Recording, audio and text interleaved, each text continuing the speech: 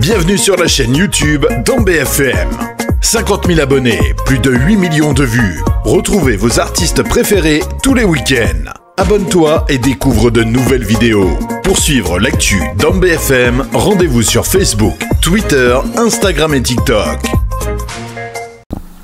It's Saturday, the 1st of June 2024. Hello and welcome to the daily podcast live on Dambefm. My name is Alaji Fati, your presenter, and I'm glad to announce that Honorable Bakary Kora of Flood West is my guest at this on this platform. And coming up in this edition, the role of the National Assembly, because when things are high, many people pinpoint the National Assembly members are blaming that they don't know their responsibility, or they should do this, they should do that. Today on Dambefm, we are going to explain everything that you need to know, the actual functions of the National Assembly. And the other part 2 of this series 2 will focus on the achievements that the Honorable, that is the studio just also have done in his own constituency. And of course we're going to talk about the youth matters. I will show it's a spicy show. It will be very interesting for the next 30 minutes for you on this platform. My name is Alaji Fati. As I said, I'm with the Honorable Bakary Kora. And before anything, let me just allow my guest to introduce himself to you, and of course we start the ball. Honorable, welcome to the daily podcast of Dambefm, part 1 series of this program.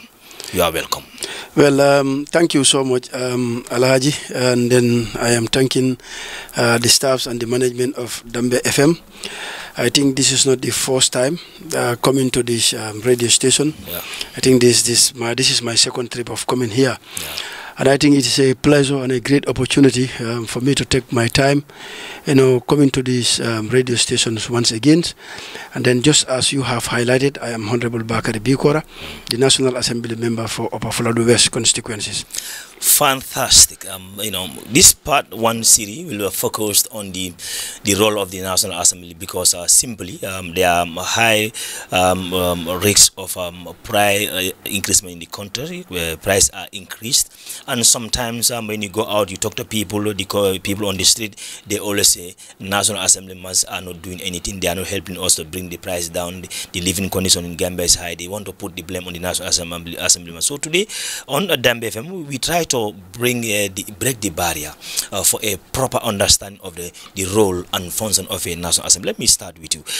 First of all, so tell us your primary responsibility, just briefly under 1 minute, just to explain what is the main function of a National Assembly, the principal core of that. Okay, thank you very much, Alaji, for asking me that question. This question is very, very important, and then I think it's very, very important for us to tell Gambians, people and Africans, especially those who are living in the Gambia, that the role of the National Assembly member, because there are a lot of misconception in town that this is the role of the National Assembly members.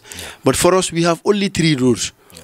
Anything that we add to that 3 rules, that one is left to us. But our primary functions are only 3. First, that is representation. We are at the parliament representing our people, that is our constituencies. That is one of our functions. Our second function is legislation. That is, we make laws at the parliament. We are the people responsible for making laws.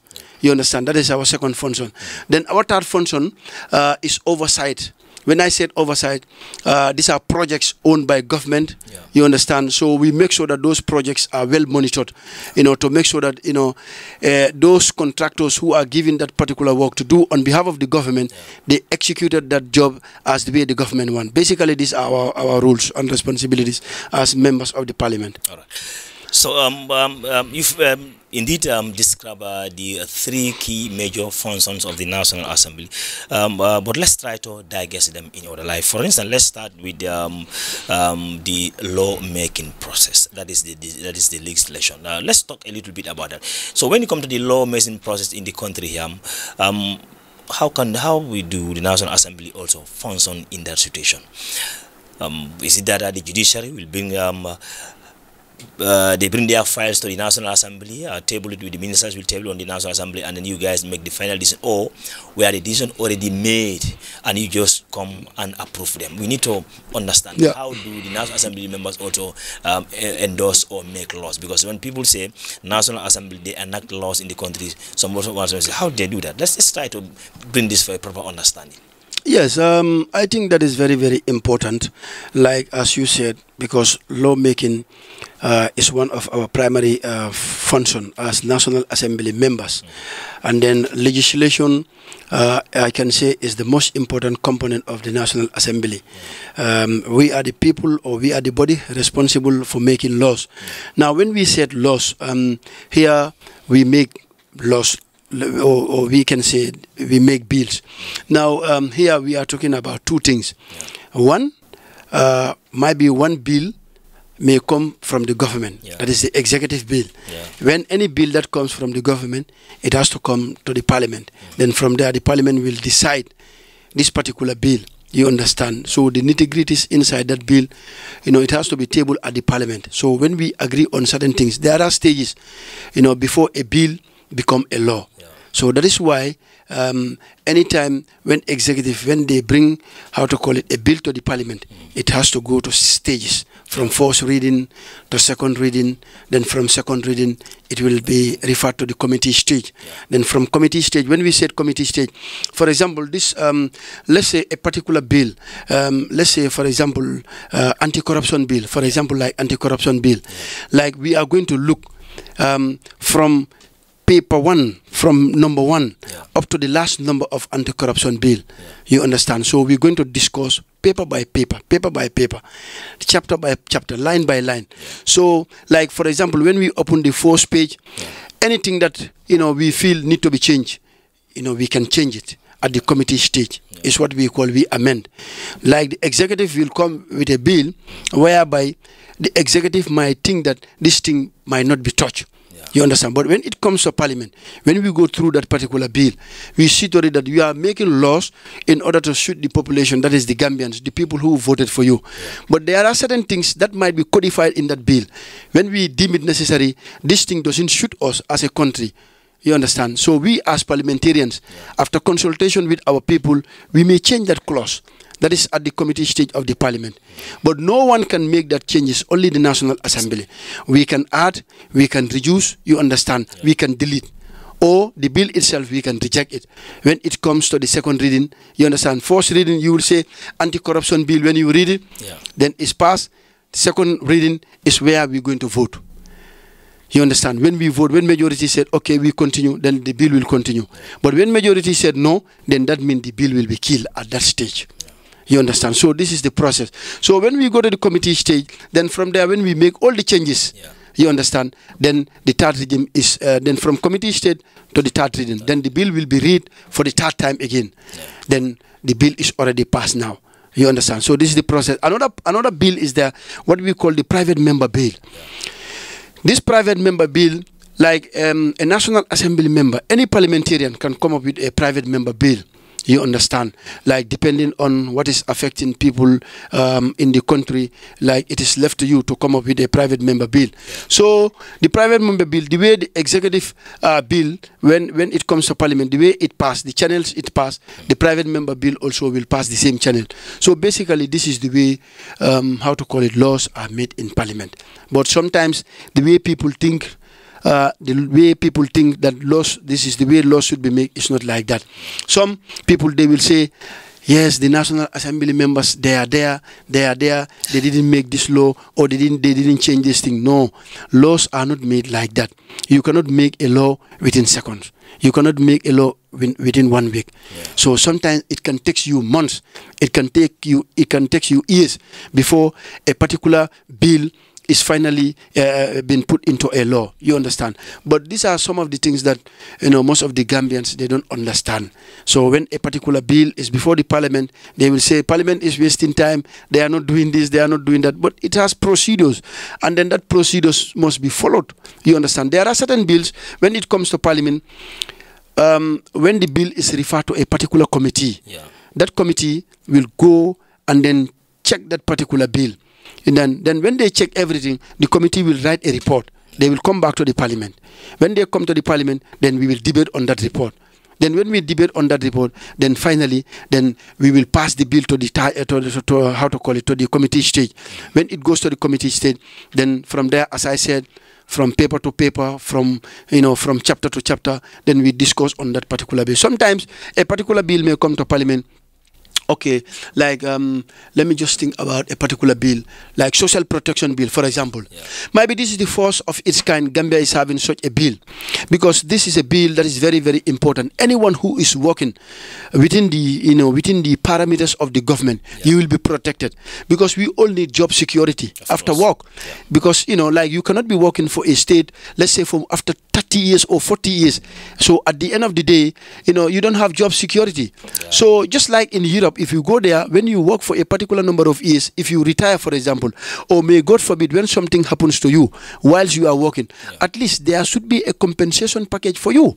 You understand? So these are some of the things we want to bring into our laws as far as Gambia is concerned. So that social protection bill, like maybe countries like Ghana, Nigeria, Sierra Leone, who have been practicing this. So maybe the committee may say, okay, let's go to Ghana for a study tour, so that we can go and see, to know the way those people, they apply that particular bill in their country. So basically, this is the way we made laws in Parliament. Wow, that's really fantastic roundup about that, how to make laws in the National Assembly. So now let's talk about the over-functionings of the National Assembly, because in this situation, that is where even perhaps the society do talk about, because probably when we all understand in the process of lawmaking, there are a section of a society that will like it, and of course there will be a part of society also that will go totally against that bill. So others say this is a bad law, this one is a good law. So in that scenario, people also need to understand the overfunction of the National Assembly. Just this one under 30 seconds, we move on to the next part. Yeah, like I failed to mention one thing, part of the legislation process, because it's the National Assembly who can rectify treaties, who can rectify agreement. Like, for example, if government want to take a loan, for example, government want to make an agreement with America, France, UK, or any other country, or they want to take a loan worth of millions of dollars, for example, government cannot go to France, or they cannot go to Germany, taking money like that on behalf of Gambia. They have to come to Parliament, to say to it that, like, okay, we want to take $500 million, from France or from UK. You understand? When it's approved by Parliament, then government can, can go ahead to take that loan on behalf of the country. Like as you said, the oversight function.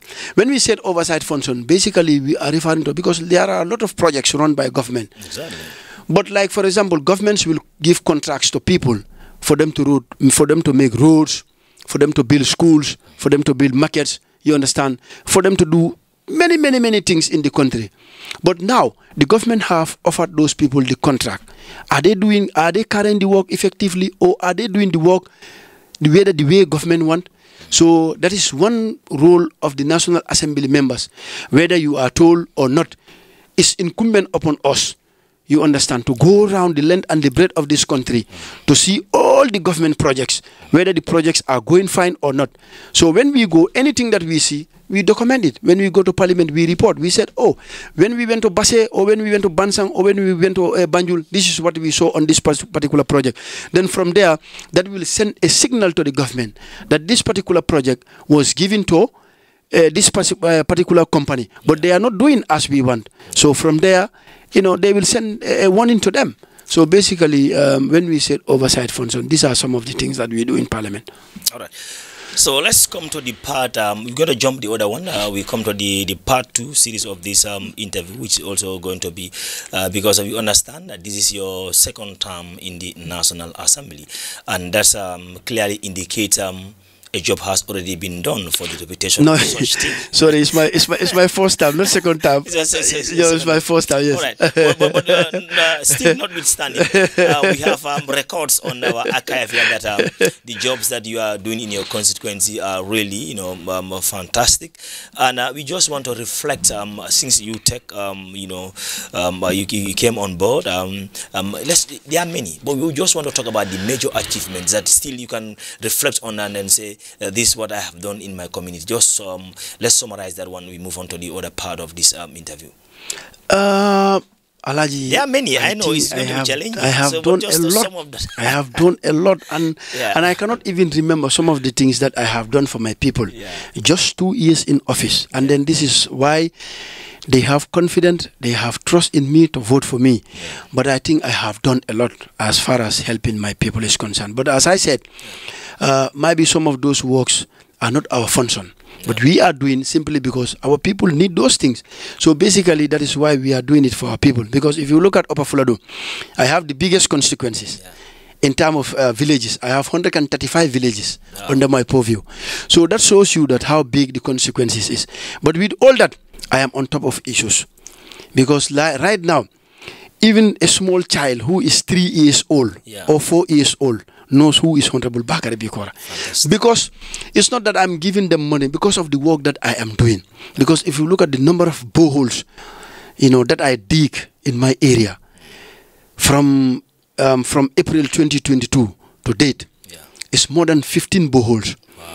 And then also, if you look at the mining machines that I have distributed in my constituencies, it's more than 50 mining machines. You understand?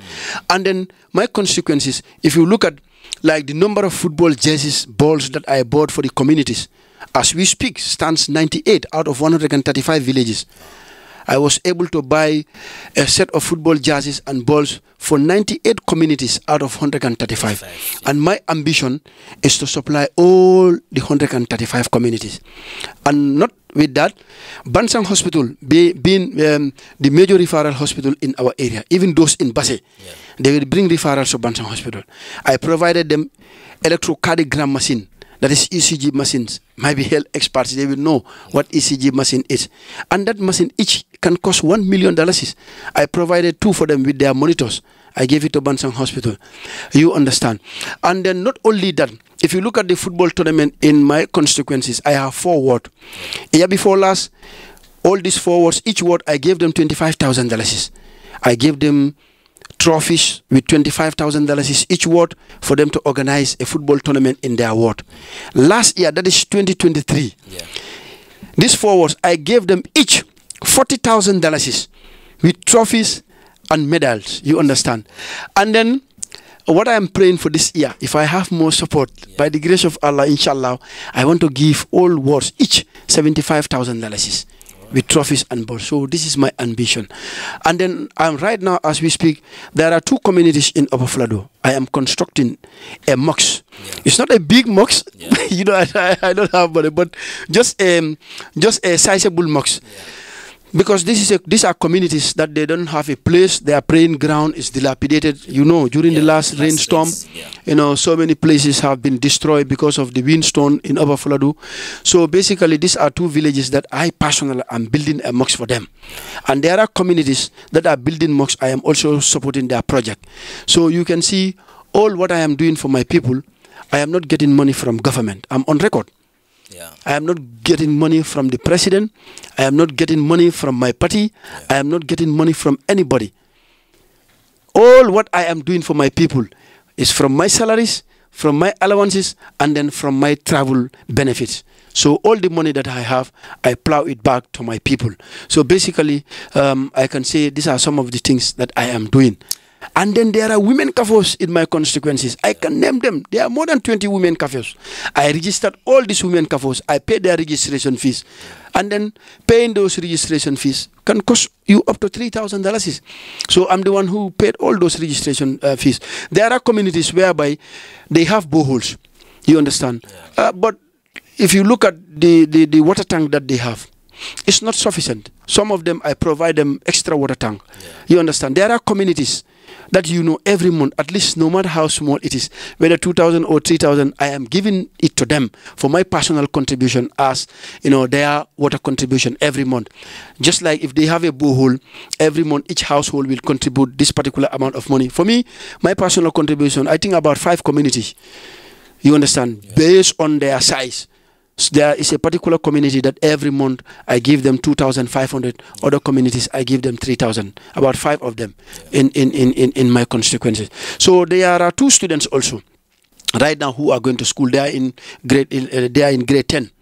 I'm the one who is taking care of their school fees, everything, you know. So because the other guy, you know, is an orphan. The parents are not alive.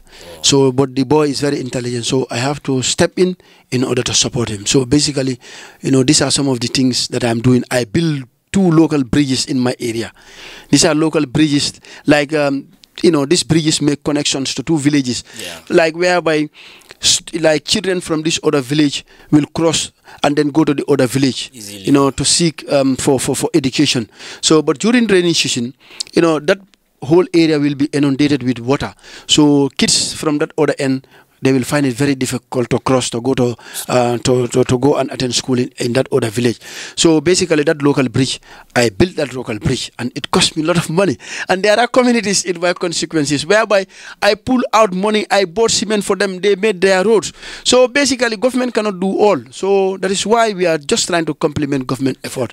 So basically, these are some of the things that I have done for my people. And then this is just a tip of an iceberg. If I open my book, I start reading what I am doing for my people, your friends in France, they will run. Right. The reason I brought this point, because that is why I start with you to really reflect on the functioning of the National Assembly, because of this is where I'm trying to drive you at. Like being a National Assembly member for your constituency, you should not limit yourself to be a representative in the House. Like if you look at all the records that you have set, this is something like is out of your job realistically, but despite all that, you also have a connection and you have a feeling for your people that they are suffering. I will stood behind them. Yes, sir. If there's a rainy season, when their shelter and accommodation is destroyed, you stand by their side and support them. They don't have a good road network, you join hands with them to make sure that you mitigate that problem for them. And then even their playing ground, you know, due to erosion, you go there and support them and try to do that. So, we brought you on this program to be an exemplar to the other National Assembly members in the Gambia. This is not about MPP, GDC, UDP, DOI, APRC, or whatsoever. This is about national building. This is what you call progress. This is what you call development. You know, moving one stage to another for the betterment of your people, especially, let's underline the word, especially those who vote you in office. Because of we on record, we have seen National Assembly members who are only good at representing their constituency in the parliament, and even in that parliament, they are only there to say yes or no. And then at the end of the month, they get their fat salary, and then, you know, they are, even to attend their community VDC's program in their constituency is becoming a problem. So that's why we begin the program to digest the function of the National Assembly and the achievement that you've also done, so that others also can emulate. Because of being a National Assembly member is an opportunity, it's a chance. That also, through that, you can have a strong connection, you can have a strong link, not only in the Gambia. You should not only target, let's say, I'm MPP or I'm GDC or UDP. So if I have a program proposal in my mind, I talk to the central government, you know, they don't reply me or they don't listen to me, then you fold your hands. No, knock those outside of the country. It's all part of you. It's all part of your, you know, your I will not use the word responsibility, but your social corporate responsibility towards your people, especially those who vote for you. So now, the other part, the second part, the part 2 series of this interview, which is going to be the last one, because of we're going to talk about the youths. We have seen a lot of movement of people.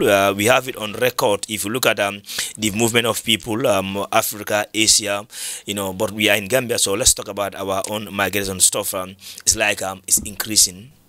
daily, even though whereas the journey is dangerous. But now, more often, you take your microphone, go on the street, you talk to the youth, they say, we don't have job opportunities, so we are desperate, we are this, we are that. But as a parliamentary member, we want to engage you on this. The way our country is going, how can we reintegrate our youth in the society? How can we involve the youth in society? How can you take part towards the national building as you are doing? Yes, I think that's a very, very good question, because any country, even if you look at the developed world, countries like France, America, Germany, UK, the youth folks, they played a vital role in any developed country. So, and then Gambia cannot be exceptional, you understand. And I think this is something that needs to be looked into as a government, because if you look at the migration rate, it's going high, because our youth, they are leaving this country for a greener pasture. Like for us as parliamentarians, we cannot openly tell youth not to go, but simply because we tell them, some of them, the question that they will ask, look, these people are good, they are getting money, and that's a wrong concept. Look, Lionel Robin, one economics expert, he said, man's wants are unlimited. Even if I am paid $1 million, is that enough? It's not enough. Man wants are not limited. You understand? If I have million, I still need extra million. So this is the word, and I am telling you, Alaji, it's not that I am just trying to boast or I am trying to promote myself, but I am on record. You can write. When my term ends, I'm going to sleep, relax, feel free, because I know my bag is free. There is nobody in Upper Florida who will have that dare to go and contest against me if I want to stand. You know why? Because I feel the position that I am, people are the one who put me there. It's true, it's destined by God. But people voted for me because of the trust and the confidence. Remember, I was a social worker before a parliamentarian. I was a health personnel, you understand, a youth activist. So all these things incorporated, you understand. So that give them, that moral hope. If they voted for me, obviously what they want from me, they will get it. And what I am doing, as far as the role of the National Assembly is concerned, there is no parliamentarian in this country who is doing that.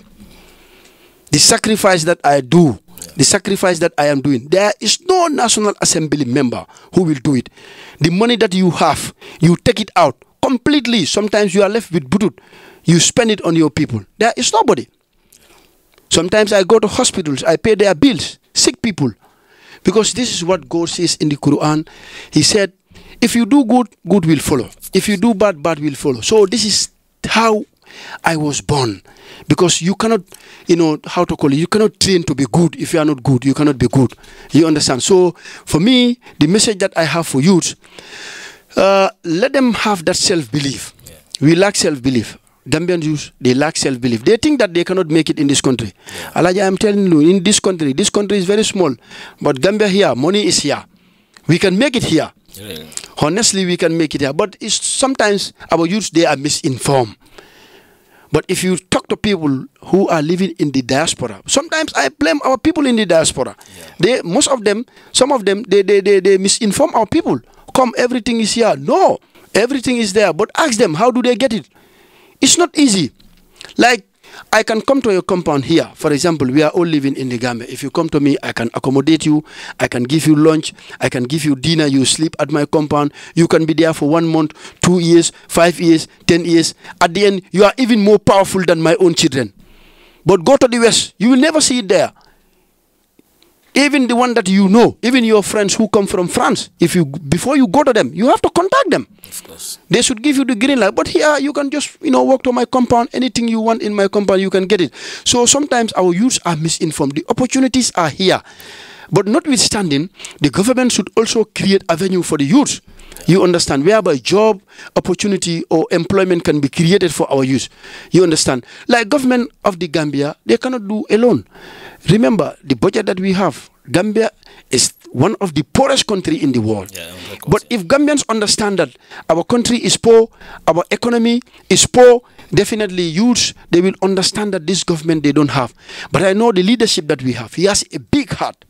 He has a big heart. but the finance is not there. Even if you want to help them, it's very difficult. But the simple things that they can do, like the hotels that we have here, we can just try to expand them, whereby at least we can create employment opportunity for youth. But if Gambians are saying government is not employing youth, for me, I said no. No, that's not a fair analysis. To me, it's no. You know why I said no? Because if you look at the military, every year, at least, government will employ 400 personnel. If you go to the police, at least every year, government will employ 500 police officers. That's 1,000. If you go to teachers, at least every year, government will employ 1,000 teachers. So every year, government is employing 2,000. You said government is not employing. Where is the justification? For me, I said no.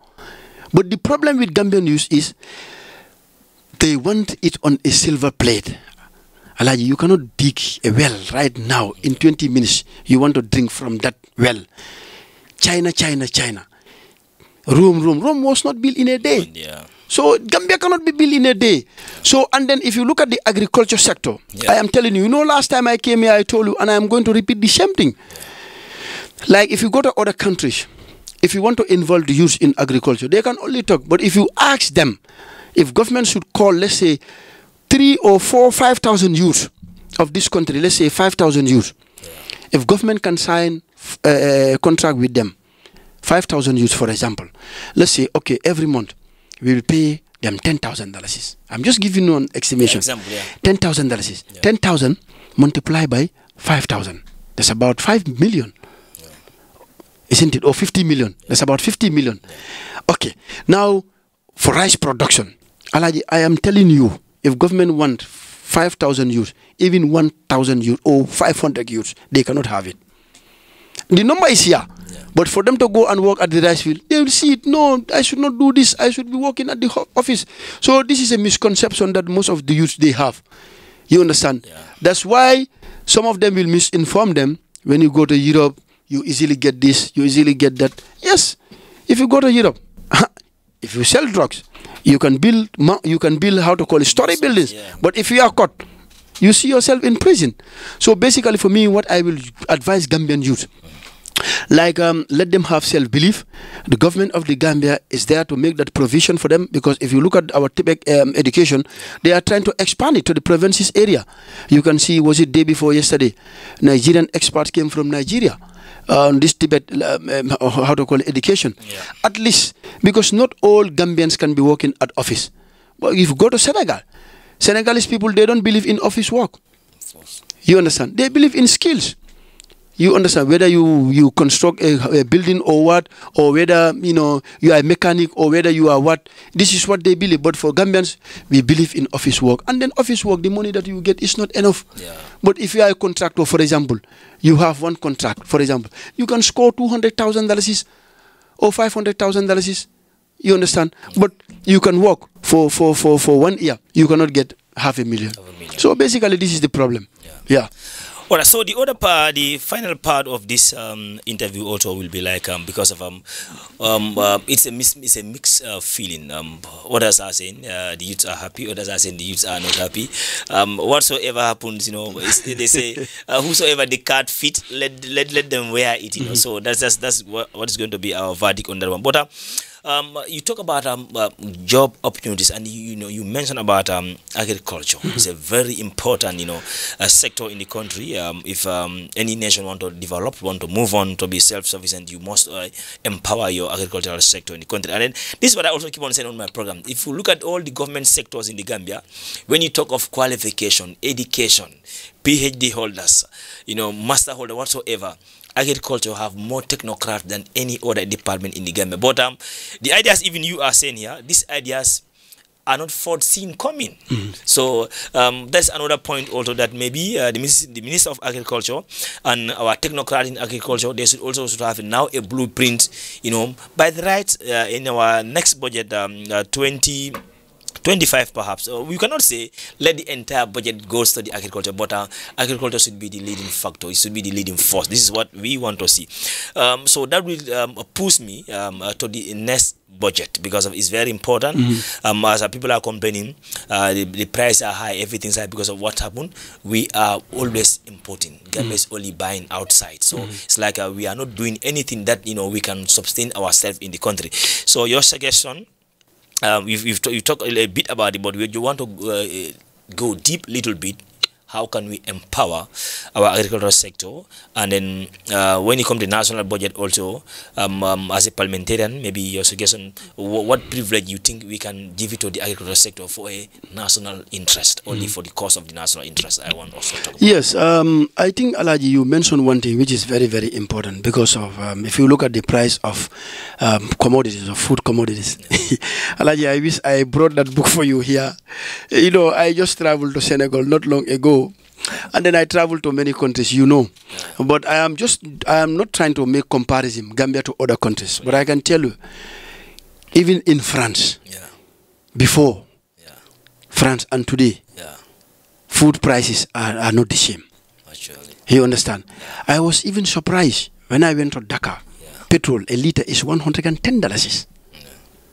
In Gambia here is how much?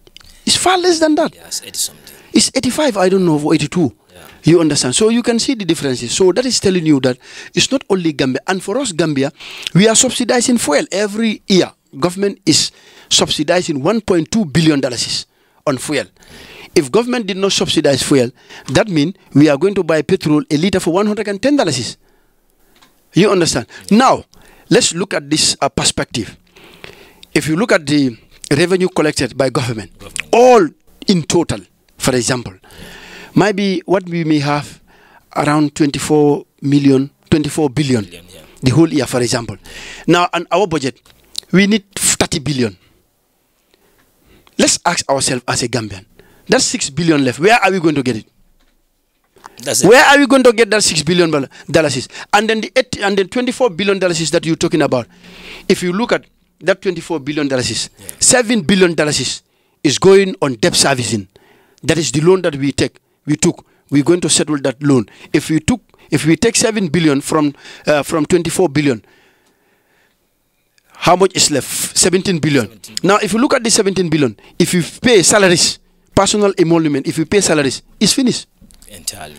So there is no money. The fact of the matter is, Gambia government, we don't have money. There is no money. Money is not there. That's the hard fact. That is why sometimes government will take loan and then citizens will complain. And then if you look at health sector, health will say we need this, we need that. Education will say we need this, we need that. Agriculture, the same thing. Military, police, all sectors, tourism. You understand? So at the end of the day, government is tight at a corner. So that is why government will give cedings to all ministries, that you cannot go above these cedings. Any government who comes here, I am telling you, until and unless we change our behavior, if you look at the tax compliant rate in this country, people who are paying tax in this country is less than 40%.